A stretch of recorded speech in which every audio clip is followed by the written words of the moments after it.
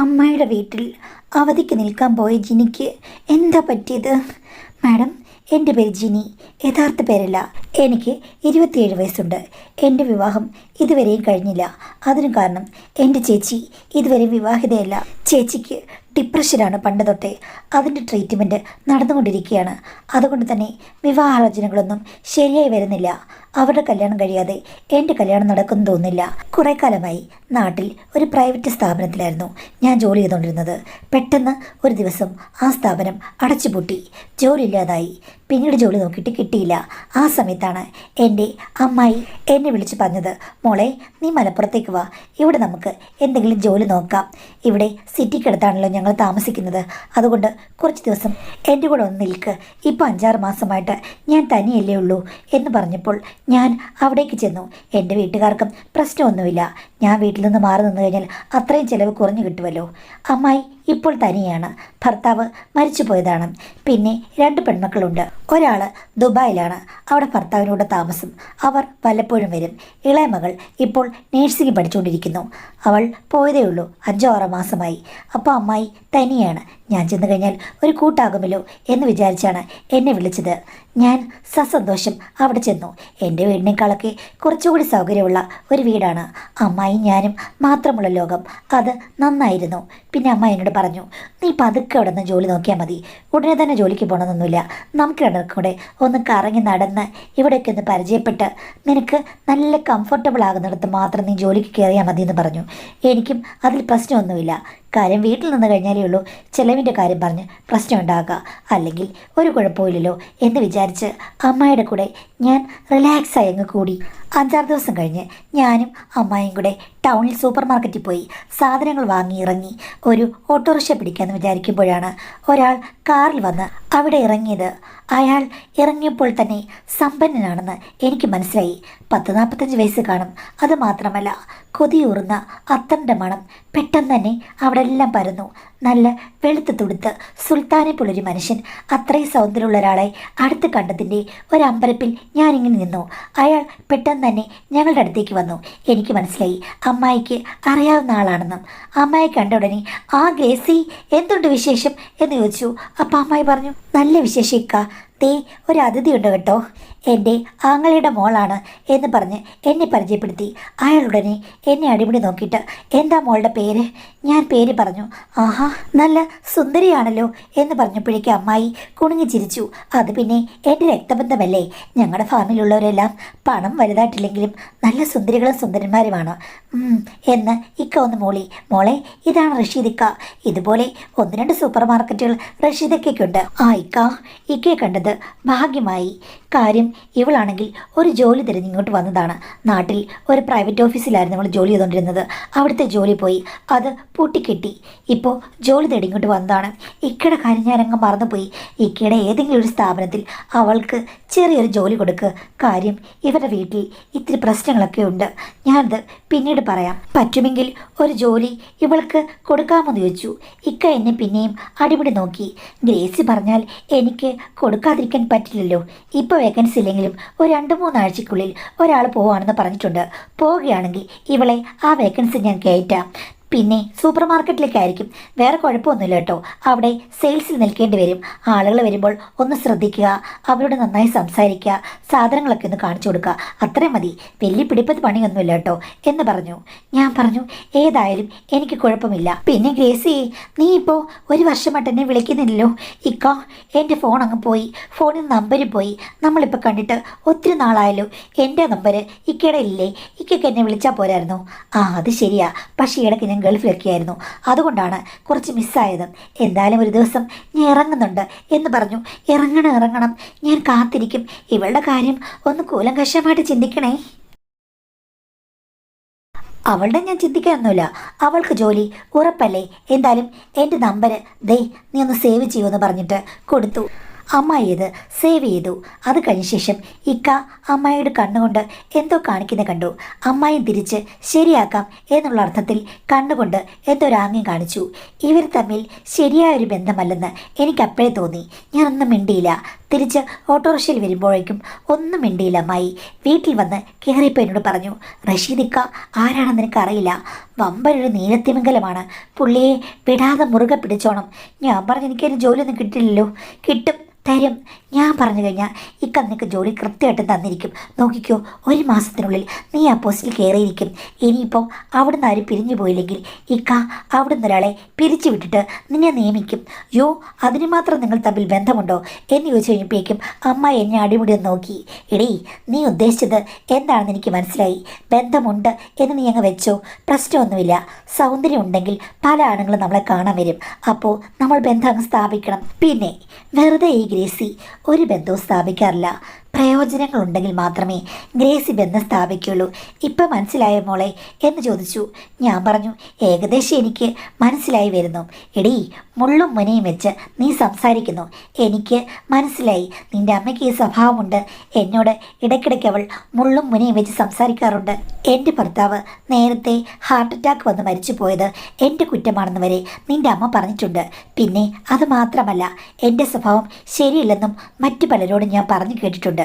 പക്ഷേ നേർക്ക് നേരെ ഒന്നും പറയാത്തത് കൊണ്ട് ഞാൻ ഇതുവരെ ഉടക്കിയില്ല. പിന്നെ നിങ്ങൾ കുട്ടികളോട് എനിക്ക് ദേഷ്യമൊന്നുമില്ല. യഥാർത്ഥത്തിൽ ഇക്കയുമായിട്ട് അമ്മായിക്ക് എന്ത് ബന്ധമാ? നീ ഉദ്ദേശിക്കുന്ന ബന്ധം തന്നെ. എൻ്റെ ഭർത്താവ് മരിച്ചു കഴിഞ്ഞപ്പോഴേക്കും പിന്നെ ഞാനെന്ത് ചെയ്യണം? നിൻ്റെ അച്ഛന് വല്ല സ്വത്തുള്ള ആളാണോ? അല്ലെങ്കിൽ എൻ്റെ ഭർത്താവിൻ്റെ വീട്ടുകാർ സഹായിക്കാനുണ്ടോ? ആരെങ്കിലും ഉണ്ടോ? ഇല്ല. 2 പെൺകുട്ടികൾ, പിന്നെ കുറച്ച് പണം ബാങ്കിലും. അത് വെച്ച് ജീവിക്കാൻ ഒത്തിരി കഷ്ടപ്പെട്ടു. ഞാനാണെങ്കിൽ പണ്ടേ ഇക്കയുടെ സൂപ്പർ മാർക്കറ്റിൽ നിന്നാണ് എല്ലാം വാങ്ങിക്കുന്നത്. അങ്ങനെ പോയാണ് എന്നെ പരിചയമായത്. ഒരു ദിവസം എന്നോട് ചോദിച്ചപ്പോൾ ഞാൻ എൻ്റെ കഥകളൊക്കെ പറഞ്ഞു. അപ്പോഴാണ് ഇക്ക എന്നോട് പറഞ്ഞത്, ഞാൻ നിനക്കൊരു ജോലി തരാം, നല്ല വരുമാനം ഉണ്ടാകുമെന്ന്. ഞാൻ പറഞ്ഞു, എന്ത് ജോലിയാണെങ്കിലും ഞാൻ ചെയ്യാൻ തയ്യാറാണെന്ന്. ഇക്കയ്ക്ക് ടൗണിൽ തന്നെ ഒരു വീടുണ്ട്. ആ വീട്ടിലെ 2 മുറികൾ 2 ഓഫീസാണ്. ഒന്ന് ഈ സൂപ്പർ മാർക്കറ്റിൻ്റെ കണക്കൊക്കെ നോക്കുന്നതും പിന്നെ മറ്റ് ബിസിനസ്സിൻ്റേതും. അവിടെ 5-6 സ്റ്റാഫുകൾ വർക്ക് ചെയ്യുന്നുണ്ട്. 5-6 പറയാൻ പറ്റില്ല, 10 പേരോളം ഉണ്ട് പല സമയത്തായിട്ട്. പക്ഷേ ബാക്കി മുറികളിലൊക്കെ വലിയ ഹോട്ടൽ പോലെയുള്ള സെറ്റപ്പാണ്. അവിടെ അതിഥികൾ വരും. അതിഥികൾ എന്ന് പറഞ്ഞു കഴിഞ്ഞാൽ ഇക്കയുടെ ബിസിനസ്സിന് പറ്റിയ ആളുകൾ. ഇക്കയ്ക്ക് പുറത്ത് പറയാത്ത പല വമ്പൻ ഡീലിങ്സുമുണ്ട്. അവരുടെ ഒരു ഗസ്റ്റ് ഹൗസ് പോലെയാണ് ആ വീട് പ്രവർത്തിക്കുന്നത്. ഇക്കയുടെ വീട്ടിലുള്ള ആൾക്കാരൊന്നും അവിടേക്ക് വരികയില്ല. അവിടെ മേൽനോട്ടത്തിന് വേണ്ടിയിട്ടാണ് എന്നെ വിളിപ്പിച്ചത്. ആ വീടിൻ്റെ മേൽനോട്ടം എനിക്കാണ്. എന്ന് വെച്ച് കഴിഞ്ഞാൽ അവിടെ ഒരു ഹോട്ടലിനെ പോലെ എല്ലാം സെറ്റ് ചെയ്തിടുക. അതിഥികൾ പോയി കഴിഞ്ഞ് കഴിഞ്ഞാൽ എല്ലാം വൃത്തിയാക്കി അവിടെ പുതിയ വിരിപ്പുകൾ ഇടുക, സുഗന്ധദ്രവ്യങ്ങൾ പൂശുക, ക്ലീൻ ചെയ്യുക. ക്ലീൻ ചെയ്യുന്നത് ഞാനല്ല, ഒന്ന് നോക്കിയാൽ മതി. അവിടെ വേറെ ആളുകളുണ്ട്. അങ്ങനെ ഹോട്ടൽ നടത്തിപ്പുകാരി എന്ന് വേണമെങ്കിൽ പറയാം. അവിടെ ധാരാളം അതിഥികൾ വരും. ചെറുപ്പക്കാർ തൊട്ട് പ്രായമായവർ വരെ പല രാജ്യങ്ങളിൽ നിന്നുള്ളവർ വരും. അവരൊക്കെ അവിടെ കുടിക്കുകയും കൂത്താടുകയും ഒക്കെ ചെയ്യും. എന്ത് കണ്ടാലും കണ്ടില്ലെന്നടിക്കണമെന്ന് ഇക്ക എന്നോട് പറഞ്ഞു. ഞാൻ പറഞ്ഞു, എനിക്കൊരു പ്രശ്നവുമില്ല, എന്നെ ആരും ഉപദ്രവിക്കാൻ വരില്ലല്ലോ എന്ന്. ഏയ്, ഒരിക്കലും ഉപദ്രവിക്കാൻ വരില്ല. അതുകൊണ്ട് സന്തോഷമായി ജോലി ചെയ്യാൻ പറഞ്ഞു. മോളെ, അവിടെ നടക്കുന്ന കാര്യങ്ങളൊന്നും പറയാൻ പറ്റില്ല. മിക്കവാറും കോളേജിൽ പഠിക്കുന്ന പെൺകുട്ടികളാണ് വരുന്നത്. എന്നിട്ട് കിളവന്മാരുടെ കൂടെ റൂമിലേക്ക് കയറിപ്പോകും. 2-3 മണിക്കൂർ കഴിയുമ്പോഴേക്കും അവളുമാർ ചിരിച്ചു കൊണ്ടിറങ്ങിപ്പോകുകയും ചെയ്യും. എന്നെ കാണുമ്പോൾ ചിലരൊക്കെ ചിരിക്കും, ചിലരൊക്കെ ഒന്നും പറയാതെ തന്നെ പൈസ കയ്യിൽ വെച്ച് തരികയും ചെയ്യും. ആദ്യം ഇതൊക്കെ കണ്ട് എനിക്ക് നല്ല ഞെട്ടലുണ്ടായിരുന്നു.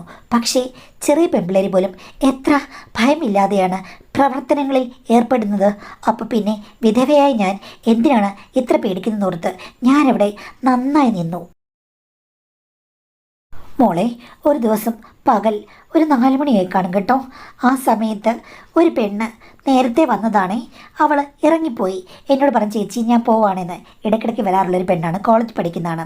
ഞാൻ അവളോട് പറഞ്ഞു, ഓക്കെ മോളെ എന്ന് പറഞ്ഞ് അവൾ ഇറങ്ങിപ്പോയി. അപ്പോൾ അവളുടെ കൂടെ ഉണ്ടായിരുന്നത് ഒരു പയ്യനാണ്. എന്ന് വെച്ചാൽ ഒരു 30 വയസ്സ് കാണില്ല, 28-30 വയസ്സ് കാണും. അത്രയൊക്കെ പറയാം. നല്ലൊരു പയ്യന്. അത് ഇക്കയുടെ ഒരു കൂട്ടുകാരൻ്റെ മോനാണ്. പക്ഷെ ആ കൂട്ടുകാരൻ മരിച്ചു പോയതാണ്. ഇപ്പം ഈ ചെക്കനാണ് ബിസിനസ്സൊക്കെ നോക്കി നടത്തുന്നതെന്ന് ഇക്ക പറഞ്ഞ് ഞാൻ കേട്ടിട്ടുണ്ട്. അപ്പോൾ അവനും ഇത്തിരി കഴിയുമ്പോഴേക്കും റൂമിൽ നിന്ന് ഇറങ്ങിപ്പോകും. എന്നിട്ട് ആ റൂം കൂടെ ക്ലീൻ ചെയ്ത് എല്ലാം റെഡിയാക്കിയിട്ടിട്ട് എനിക്കങ്ങ് പോകണം. രാത്രി ആരെങ്കിലും വരികയാണെങ്കിൽ അവർ തനിയെ മാനേജ് ചെയ്തോളും. പകൽ മാത്രമേ ഉള്ളൂ എനിക്ക്. ഞാൻ മാക്സിമം 6 മണി വരെ നിൽക്കും. ഇത്തിരി കഴിഞ്ഞപ്പോൾ ആ പയ്യൻ എന്നെ വിളിച്ചു, ചേച്ചിന്ന്. എന്തെങ്കിലും ആവശ്യത്തിനായിരിക്കും. വെള്ളമോ എന്തെങ്കിലും വേണമെന്ന് അറിയില്ലല്ലോ. എന്താ മോനെ എന്ന് ചോദിച്ച് ഞാൻ ആ വാതിൽക്കലേക്ക് ചെന്നു. അവനില്ലേ ഒരു ടർക്കി കൊടുത്തോണ്ട് അവിടെ നിൽക്കുകയാണ്. കുളിക്കാൻ പോവല്ലോ ആയിരിക്കും. അപ്പോൾ ചേച്ചി ദേ കുളിമുറിയിൽ ഒരു പ്രശ്നമുണ്ട്. എന്താ? ആ ചേച്ചി വന്ന് നോക്ക്, അപ്പോഴറിയാം. ഇക്കയോട് പറഞ്ഞ് അത് ശരിയാക്കണേ. അതിന് ഇക്കയല്ലോ ശരിയാക്കുന്നത്, പ്ലംബറല്ലേ, ഞാൻ വിളിച്ച് ശരിയാക്കാം. എവിടെയാ, പൈപ്പിൻ്റെ ലീക്കേജ് ആണോ എന്ന് പറഞ്ഞ് ഞാൻ കുളിമുറിയിലേക്ക് കയറി നോക്കി. അവിടെങ്ങും ഒരു കംപ്ലൈൻറ്റും ഞാൻ കണ്ടില്ല. ഞാൻ തിരിച്ച് അവനോട് പറഞ്ഞു, മോനെ ഞാൻ ഈ കുളിമുറിയിൽ ഒരു കംപ്ലൈൻറ്റും കാണുന്നില്ലല്ലോ, എവിടാ കംപ്ലൈൻ്റ് എന്ന്. അപ്പോൾ അവൻ പറയുകയാണ് ഇവിടെ ആ കംപ്ലൈൻ്റ് എന്ന്. ഒന്നേ ഞാൻ നോക്കിയുള്ളൂ, ആ കംപ്ലൈൻറ്റ് കണ്ട് ഞാനങ്ങ് ഞെട്ടിമോളെ. എൻ്റെ ജീവിതത്തിൽ ഇത്രയും നാളായിട്ടും ഭർത്താവിൻ്റെ കംപ്ലൈൻറ്റ് മാത്രമേ ഞാൻ കണ്ടിട്ടുള്ളൂ. പിന്നെ കാണുന്ന കംപ്ലൈൻറ്റ് ഈ കംപ്ലൈൻ്റാണ്. അത് താങ്ങാനുള്ള കരുത്ത് എനിക്കില്ലായിരുന്നു. ഞാനാകെ ഭയന്നു പോയി മോളെ. ഞാൻ ഒട്ടും പ്രതീക്ഷിച്ചിരുന്നില്ലല്ലോ. ഞാൻ പറഞ്ഞു മാറി നിൽക്ക്, എനിക്ക് പുറത്തിറങ്ങണമെന്ന്. അപ്പോൾ അവൻ പറഞ്ഞു പുറത്തിറങ്ങും, പക്ഷേ അകത്ത് കയറി വന്നതല്ലേ, ഇനിയിപ്പോൾ കംപ്ലൈൻറ്റ് തീർത്തിട്ട് പോയാൽ മതിയെന്ന്. ഞാനിപ്പോൾ ചോദിച്ചു, ഇപ്പോഴല്ലേ മോനെ കോളേജിൽ പഠിക്കുന്നൊരു പെണ്ണ് ഇറങ്ങിപ്പോയത്? അവളാണെങ്കിൽ വലിയ മിടുക്കിയല്ലേ, അത് പോരെ നിനക്ക് എന്ന് ചോദിച്ചു കഴിഞ്ഞപ്പോഴേക്കും അവൻ പറയുകയാണ്, ആക്ച്വലി ആ ഏജൊന്നും എനിക്കിഷ്ടമുള്ളതല്ല. പിന്നെ ഞാൻ അഡ്ജസ്റ്റ് ചെയ്ത് പോവുകയായിരുന്നു. ഞാൻ നോക്കിക്കഴിഞ്ഞപ്പോഴേക്കും ആൻറ്റിയെ ഞാൻ ഒത്തിരി നാളായി ശ്രദ്ധിക്കുകയാണ്. ആൻറ്റി ഒരു പെർഫെക്റ്റ് ആണെന്ന് എനിക്ക് തോന്നി. ഞാൻ പറഞ്ഞു എന്നെ വെറുതെ വിട്, എനിക്ക് ഭർത്താവില്ല, ഞാൻ മക്കളെ വളർത്താൻ വേണ്ടിയിട്ടാണ് ഇവിടെ വന്നത്, ഇക്കയോട് ഞാൻ പറയുമെന്ന് പറഞ്ഞു. അപ്പോൾ അവൻ പറഞ്ഞു ഇക്കയോട് പറഞ്ഞാലും എനിക്കൊന്നുമില്ല, ആരോട് പറഞ്ഞാലും എനിക്കൊന്നുമില്ല, പിന്നെ ഭർത്താവില്ലാത്ത സ്ത്രീ ഇത്രയ്ക്കും കടുപ്പിടുത്ത പിടിക്കേണ്ട യാതൊരു കാര്യമില്ല. മക്കളെ വളർത്താൻ നടക്കുന്നവർക്ക് കുറച്ചുകൂടെ വിശാലമായ സമീപനമാണ് നല്ലത്. പിന്നെ എന്നെ എതിർത്തിട്ട് നിങ്ങൾക്ക് ഇവിടെ ജീവിക്കാനും പറ്റില്ല. നിങ്ങളുടെ ഇക്ക വേണമെങ്കിലും വിലയ്ക്ക് വാങ്ങാൻ പറ്റിയ പണം എൻ്റെ കയ്യിലുണ്ട്. മോനെ നീ എന്താടാ ഇങ്ങനെ, എന്നെ നിനക്ക് വെറുതെ വിട്ടുകൂടെ എന്ന് പറഞ്ഞപ്പോൾ അവൻ പറയുകയാണ്, എനിക്ക് ഇത്തരം സിനിമാ ഡയലോഗുകളൊന്നും കേട്ടിട്ട് യാതൊന്നും തോന്നില്ല. ചുമ്മാ വെറുതെ കിടന്ന് അഭിനയിക്കാതെ പെണ്ണുപിള്ളേ, നിങ്ങൾക്ക് കൂടുതൽ സഹകരണ മനോഭാവം കാഴ്ചവെച്ച് കഴിഞ്ഞാൽ പ്രയോജനങ്ങളെ ഉണ്ടാകൂ എന്ന് പറഞ്ഞ് അവൻ ചാടി വീഴുകയായിരുന്നു. ഞാനാണെങ്കിൽ സിനിമയിലൊന്നും കാണുന്ന പോലെ വലിയ രീതിയിൽ പ്രശ്നങ്ങൾ ഉണ്ടാക്കാൻ പോയില്ല. കാര്യം അവിടെ നിന്ന് എനിക്ക് രക്ഷപ്പെടാനൊന്നും പറ്റില്ല. ഇവൻ വില കുടിച്ചിട്ടോ വല്ല നിൽക്കുകയായിരിക്കും. ഒരു അരമണിക്കൂർ എങ്ങനെയല്ലേ ഇവൻ്റെ കയ്യിൽ നിന്ന് അത് കഴിഞ്ഞ് രക്ഷപ്പെടണം എന്ന് ഞാൻ വിചാരിച്ചു. സഹകരണ മനോഭാവം ഇല്ലെങ്കിലും അതിജീവനത്തിൻ്റെ മനോഭാവം എനിക്കുണ്ടായിരുന്നു മോളെ. പക്ഷേ എൻ്റെ പൊന്നുമോളെ, സിമ്പിളായി അരമണിക്കൂർ കൊണ്ട് എല്ലാം തീരുമെന്ന് വിചാരിച്ച് ഞാൻ 2.5 മണിക്കൂർ അതിനുള്ളിൽ കഴിയേണ്ടി വന്നു. അതിനിടയ്ക്ക് ഞാൻ നക്ഷത്രം എണ്ണിപ്പോയി. മൂലം, പൂരാടം, ഉത്രാടം, തിരുവോണം എല്ലാം എണ്ണിക്കഴിഞ്ഞിട്ടും പിന്നെയും കിടക്കുന്നു പേരറിയാത്ത പല പല നക്ഷത്രങ്ങളും. അങ്ങനെയായി. പക്ഷേ അതിനിടയിലൂടെ ഞാനൊന്ന് തിരിച്ചറിഞ്ഞു, ഞാൻ ഇത്രയും കാലം എൻ്റെ ഭർത്താവിനൂടെ ജീവിച്ചു. ഭർത്താവുള്ളപ്പോൾ സ്നേഹവും സന്തോഷവും എല്ലാം ഉണ്ടായിരുന്നു. പക്ഷേ ഭർത്താവിന് എനിക്ക് വേണ്ടി തരാൻ കുറഞ്ഞ സമയം മാത്രമേ ഉണ്ടായിരുന്നുള്ളൂ. അദ്ദേഹം കള്ളു കുടിക്കുമായിരുന്നു. പക്ഷേ എന്നിട്ടും സമയത്തിൻ്റെ കാര്യത്തിൽ അയാൾ ഒരു പാഴ് ജന്മമായിരുന്നു എന്ന് എനിക്ക് തോന്നിപ്പോയി. ഇവിടെ എന്താണ് സമയം ഇത്രയും കൂടുന്നത്? ചുരുക്കം പറഞ്ഞു കഴിഞ്ഞാൽ എൻ്റെ ജീവിതം ഞാൻ കണ്ടത് ഒന്നുമല്ല. പിന്നെ ഞാൻ ഓർക്കുകയായിരുന്നു, 1 മണി വെറുതെ ഇട്ട് വല്ലപ്പോഴും 10 സെക്കൻഡ് കഴിയുമ്പോൾ ക്ലീം ക്ലീം എന്നടിച്ചിട്ട് എന്താ മോളെ കാര്യം? അടിക്കുകയാണെങ്കിൽ കിണകിണകിണകിണാന്നങ്ങ് അടിക്കണം. മണി കിട്ടിയ കാള നടന്നു പോകുമ്പോഴേക്കും ഇടയ്ക്കിടയ്ക്ക് നിം നിന്ന് കേൾക്കില്ലേ? അതുപോലായിരുന്നു ഭർത്താവും ഞാനും തമ്മിലുള്ള ജീവിതം. ഇവിടെ ഇപ്പോൾ ഫയർ എഞ്ചിൻ മണി അടിച്ച് പോകുന്നത് മോളെ കേട്ടിട്ടുണ്ടോ, കണ്ടിട്ടുണ്ടോ? അതേപോലെയായിരുന്നു. ചുരുക്കം പറഞ്ഞു കഴിഞ്ഞാൽ ആ 2.5 മണിക്കൂർ കൊണ്ട് ഞാൻ പാഠങ്ങൾ പലതും പഠിച്ചു. അവിടെ നിന്നിറങ്ങി വന്ന് ഞാൻ പുതിയൊരു മനോഭാവത്തോടു കൂടി മാറുകയായിരുന്നു. ഞാൻ ഇക്കയോട് ഒന്നും പറയാൻ പോയില്ല. പക്ഷേ അവനോട് ഞാൻ പറഞ്ഞു നീ ചെയ്തത് ഒട്ടും ശരിയല്ലെന്ന്. അത് കേട്ട് കഴിഞ്ഞപ്പോഴേക്കും അവൻ പറഞ്ഞ മറുപടി കേട്ട് ഞാൻ ഞെട്ടിപ്പോയി മോളെ. ഈ വട്ടം ശരിയായില്ലെങ്കിൽ അടുത്ത വട്ടം ശരിയാക്കാമെന്ന് അവൻ പറയുകയാണ് മോളെ. എന്ത് പറയണമെന്ന് എനിക്കറിയില്ല. ഇത്തിരി കഴിഞ്ഞപ്പോഴേക്കും അവൻ എൻ്റെ ചേഞ്ചിങ് റൂമിൻ്റെ അടുത്തേക്ക് വന്നു. ഇതാ ആൻറ്റിക്ക് എൻ്റെ വക ഒരു സ്നേഹോപഹാരം എന്ന് പറഞ്ഞ് ഒരു കെട്ട് നോട്ട് തന്നു മോളെ. അത് വാങ്ങിച്ചപ്പോൾ ആൻറ്റി മുകളിലേക്ക് പറന്നു പോകുന്നവൾ തോന്നി. ഉപകാരങ്ങൾ 2ആണ്. ഒന്ന്, ആൻറ്റി ഉറങ്ങിക്കിടക്കുകയായിരുന്നു. ആൻറ്റി നന്നായി ഉണർന്നു. രണ്ടാമത്, ജീവിക്കാൻ പണമാണ് ആവശ്യം. അതിനും ഒരു വഴിയായി. പിന്നീട് അവൻ തന്നെ എന്നോട് പലവട്ടം അങ്ങോട്ട് ചെല്ലാൻ പറഞ്ഞിട്ടുണ്ട്. അപ്പോൾ ഞാൻ ഒരു മാടപ്രാവിനെ പോലെ പോയി. പിന്നെ അവൻ തന്നെയാണ് എന്നോട് പറഞ്ഞത്, ആൻറ്റിക്ക് എന്താവശ്യമുണ്ടെങ്കിലും എന്നോട് പറയണം, നമുക്ക് ഇഷ്ടം പോലെ ഫ്രണ്ട്സ് ഉണ്ടെന്ന്. ഞാൻ പറഞ്ഞു, ഒരു പ്രശ്നവുമില്ല, ആൻറ്റി ഇപ്പോൾ ഓപ്പൺ മൈൻഡുള്ള ഒരു മാടപ്രാവായി മാറി മോനെ എന്ന് പറഞ്ഞ് ഞാൻ എൻ്റെ പൊന്നുമോളെ 6-7 വർഷം അവിടെ നിന്ന് നന്നായി സമ്പാദിച്ചു. പിന്നെ ഇതിനിടയ്ക്ക് കാര്യങ്ങളൊക്കെ അറിഞ്ഞു. നീ ആദ്യം എന്തിനാടി വലിയ ജാട ഇട്ടത്? നിനക്ക് ആദ്യമേ അങ്ങ് തുറന്നു പറഞ്ഞാൽ പോരായിരുന്നോ എന്ന് പറഞ്ഞപ്പോൾ ഞാനൊന്നും മിണ്ടിയില്ല. ഇത്രയുമൊക്കെ ആയ സ്ഥിതിക്ക് നീ എനിക്കും ഇടയ്ക്കിടയ്ക്ക് ഭക്ഷണം വിളമ്പിത്തരണമെന്ന് പറഞ്ഞു. ഞാൻ പറഞ്ഞതിനെന്താ? അത്താഴമോ മുത്താഴമോ എന്തും ഞാൻ വിളമ്പിത്തരാമെന്ന് പറഞ്ഞു. അങ്ങനെ ഇക്കയായിട്ടും എനിക്കൊരു ടൈപ്പുണ്ട്. പിന്നീട് ആ സ്ഥലം എന്തോ പ്രശ്നമൊക്കെ ആയിട്ട് കൊടുത്തു. പിന്നെ അവരുടെ ഡീലിങ്സ് എല്ലാം വേറെ വലിയ ഓഫീസിലേക്കും ഹോട്ടൽസിലേക്കുമാക്കി. എനിക്ക് പിന്നെ അവിടെ പ്രത്യേകിച്ച് ഒരു പണി ഉണ്ടായിരുന്നില്ല. പിന്നെ പണം ആവശ്യത്തിന് കിട്ടിയിരുന്നു മോളെ. ഞാൻ നല്ലൊരു എഫ്ടി കിട്ടിയിരുന്നു. പിന്നെ ഞാൻ ജോലിക്കൊന്നും പോയില്ല. മക്കളെയൊക്കെ പഠിപ്പിച്ച് അവർക്ക് കുറച്ച് പ്രായമായപ്പോഴേക്ക് തിരിച്ചറിവായല്ലോ. അപ്പോൾ ഞാൻ അടങ്ങി ഒതുങ്ങി കഴിയുകയാണ്. എന്ന് വെച്ച് കഴിഞ്ഞാൽ മനസ്സിൽ അടക്കമൊതുക്കം ഇല്ല, അവരുടെ മുന്നിൽ അടങ്ങി ഒതുങ്ങും. പിന്നെ വല്ലപ്പോഴുമൊക്കെ എന്നെ ഒന്ന് കാണുമെന്ന് പറയും. അപ്പോൾ പോയി കാണും. ഇപ്പോൾ ഇക്കയെ കണ്ടിട്ട് 1 വർഷമായി. അദ്ദേഹം ബിസിയാണല്ലോ. എൻ്റെ അമ്മായിക്ക് ഇങ്ങനൊരു മറുമുഖമുണ്ടായിരുന്നോ? എന്ത് ചെയ്യാനാ മോളെ? പണമല്ലേ വേണ്ടത്. അതിനുവേണ്ടി നമ്മളിപ്പോൾ വാശി പിടിച്ചിട്ട് കാര്യമില്ല. നിന്നോടും ഞാൻ പറയുകയാണ്, നിനക്ക് എന്തെങ്കിലും ജോലിയൊക്കെ ശരിയാക്കി തന്നു കഴിഞ്ഞാൽ അവിടെ നീ കടപ്പിടുത്തം പിടിക്കരുത്. പക്ഷേ ഒരു കാര്യമുണ്ട്, അമ്മായി കല്യാണം കഴിച്ച് 2 കുട്ടികളുള്ള ഒരു സ്ത്രീയായിരുന്നു. ഭർത്താവ് മരിച്ചു പോയിരുന്നു. അമ്മായിപ്പോലല്ലോ ഞാൻ ഇതുവരെയും കല്യാണം കഴിച്ചിട്ടില്ല. അപ്പോൾ അമ്മായി പറഞ്ഞു, എടീ, നിൻ്റെ ഈ പ്രായത്തിൽ നിനക്ക് 2 കല്യാണം കഴിക്കണ പ്രായം കഴിഞ്ഞു. ഇതുവരെയും സാമ്പത്തികം നോക്കി കല്യാണം കഴിക്കാൻ പറ്റിയില്ല. നീ ഒരാളെ പ്രേമിച്ചിട്ടുമില്ല. നീ ഇപ്പോൾ എന്തോ പിടിച്ചു വെച്ചോണ്ടിരിക്കാനാ? 2 കൽപ്പിച്ച് ഇറങ്ങിത്തിരിക്കണം. പിന്നെ ഒന്നിനെ അങ്ങനെ നിർബന്ധിക്കുന്ന കൂട്ടത്തിലൊന്നുമല്ല കേട്ടോ എന്നെന്നോട് പറഞ്ഞു. എനിക്ക് പേടിയായി. എന്നാലും എൻ്റെ അമ്മായി ഇത്രയും ഇടുക്കുകയാണെങ്കിൽ അതിൻ്റെ 10% എടുക്ക് എനിക്ക് കാണാതിരിക്കുമോ? അങ്ങനെ ധൈര്യപൂർവ്വം ഞാൻ ആ ജോലിക്ക് പോയി. ഇടയ്ക്കൊക്കെ എന്നോട് നല്ല കാര്യമായി സംസാരിക്കും. അത് കഴിഞ്ഞ് ഒരു ദിവസം ക്യാബിൽ എന്നെ വിളിപ്പിച്ചിട്ട് എന്നോട് പറഞ്ഞു, മോളെ, ഞങ്ങളുടെ സെറ്റപ്പിൻ്റെ ഏകദേശം വിഷയങ്ങളൊക്കെ നിൻ്റെ അമ്മായി പറഞ്ഞു തന്നിട്ടില്ലേ? ഞാൻ തല കുനിച്ചുകൊണ്ട് പറഞ്ഞിട്ടുണ്ട്. ഞാൻ എന്ത് വേണമെന്ന് ചോദിച്ചു കഴിഞ്ഞപ്പോഴേക്കും എന്നോട് പറഞ്ഞു, നീ പേടിക്കേണ്ട കാര്യമില്ല, നിന്നെ ഞാൻ ഏൽപ്പിക്കുന്ന ദൗത്യം വേറൊന്നാണ്. എൻ്റെ വീട്ടിലേക്ക് നീ വരണം. ഇക്കയുടെ വീട്ടിലേക്ക് ഞാൻ എന്തിനാണ് വരേണ്ടത്? എടി, എൻ്റെ 2ാമത്തെ മോനുണ്ട്. അവൻ പ്രേമിച്ചാണ് കല്യാണം കഴിച്ചത്. ഞാൻ എതിർത്തതാണ്. പക്ഷേ അവർക്ക് കല്യാണം കഴിച്ചേ പറ്റുകയുള്ളൂ. അതുകൊണ്ട് കല്യാണം കഴിഞ്ഞു. അവൾക്ക് വിദേശ രാജ്യത്ത് സെറ്റിലാകണമെന്നായിരുന്നു ആഗ്രഹം. ഇവന് ഞങ്ങളെ വിട്ടുപോകാൻ മടിയുമായിരുന്നു. എങ്കിലും അവൾ ആദ്യം ഒരു വിദേശ രാജ്യത്ത് പോയി. അത് കഴിഞ്ഞ ശേഷം അവൾ ഇവനെ അവിടെ കൊണ്ടുപോകാന്നൊക്കെ പറഞ്ഞതാണ്. അവിടെ ചെന്ന് കഴിഞ്ഞപ്പോഴേക്കും അവളുടെ ഭാവം അങ്ങ് മാറി. പതുക്കെ അവൾ ഇവനുമായിട്ട് ഡിറ്റാച്ച്ഡ് ആകാൻ തുടങ്ങി. പിന്നെ പൂർണ്ണമായിട്ടും അവനെ ഉപേക്ഷിച്ചു. എൻ്റെ മകന് അവിടെ ചെല്ലാൻ പണത്തിൻ്റെ കുറവൊന്നുമില്ല. അവിടെ ചെന്ന് കഴിഞ്ഞപ്പോഴേക്കും അവൾ മറ്റൊരാളുമായി ഇഷ്ടത്തിലായിരുന്നു. എന്തുകൊണ്ടാണ് അങ്ങനെ സംഭവിച്ചതെന്ന് എനിക്കറിയില്ല മോളെ. അവനിപ്പോൾ 1.5 വർഷമായി വീട്ടിൽ തന്നെയാണ്. കുറച്ച് ഡിപ്രഷനൊക്കെയുണ്ട്. മോളുടെ ചേച്ചിക്കും ഡിപ്രഷനല്ലേ? ഞാൻ പറഞ്ഞാണ്. അതേ സ്റ്റേജിലാണ് അവനും. മോൾ വന്ന് അവനെ ഒന്ന് പരിചരിച്ച് പഴയ രീതിയിൽ കൊണ്ടുവരണം. അതിനുവേണ്ടി ഇത്തിരി അധികം ട്രിക്ക് എടുത്താലും കുഴപ്പമൊന്നുമില്ല. എന്ന് വെച്ച് കഴിഞ്ഞാൽ ഒരു സ്ത്രീക്ക് ആരുടെ തപസ് വേണമെങ്കിലും ഇളക്കാൻ കഴിയും. അതേപോലെ അവൻ്റെ ഡിപ്രഷനും നീ ഒന്ന് മാറ്റിക്കൊടുക്കണം. നിന്നോടിത് ഞാൻ എന്തിനാ പറയുന്നത് വെച്ച് കഴിഞ്ഞാൽ, അവൻ്റെ കാമുകിയും ഭാര്യയുമായിരുന്ന ആ പെൺകുട്ടിയില്ലേ, അവളുമായി നിനക്ക് നല്ലൊരു സാമ്യമുണ്ട്. തീർച്ചയായിട്ടും നിന്നെക്കൊണ്ട് പലതും സാധിക്കും അവനെ നേരെയാക്കാൻ. നീ ഒന്നും വിചാരിക്കേണ്ട കാര്യമില്ല. നിനക്ക് എന്ത് കേടുപാടുകൾ പറ്റിയെന്ന് പറഞ്ഞാലും അതിനുള്ള കോമ്പൻസേഷൻസ് ഒക്കെ ഞാൻ തരും എന്ന് പറഞ്ഞു.